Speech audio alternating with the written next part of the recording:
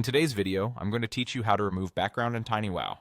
We'll use the free TinyWow website to quickly remove a photo's background and export a clean result, perfect for product shots, profile images, or social posts. First, open your web browser and go to tinywow.com.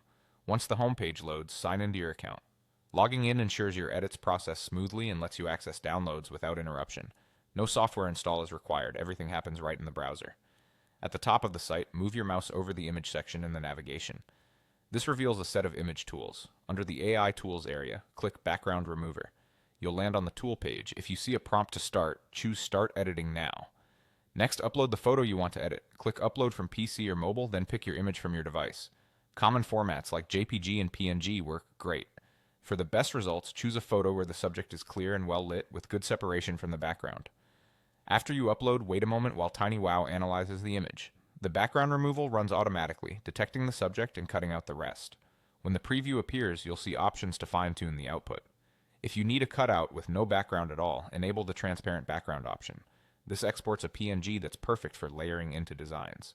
If you'd prefer a backdrop, you can add a background image to place your subject into a new scene, or select a solid color for a simple, clean look. Solid white or light gray often works well for catalogs and online stores. If the edges look a little soft, try a higher resolution source image or re-upload a version with the subject more centered and evenly lit. Busy backgrounds and motion blur can make any remover struggle, so a crisp original photo will give you the best outcome. When you're happy with the result, click Download to save it to your device. With transparency turned on, you'll get a PNG. With a filled background, you may receive a standard image file suited for quick sharing.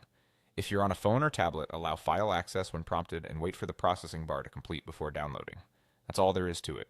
You've learned how to remove a background in TinyWow, choose between transparent, colored, or custom background options, and download your finished image. Thanks for watching and happy editing.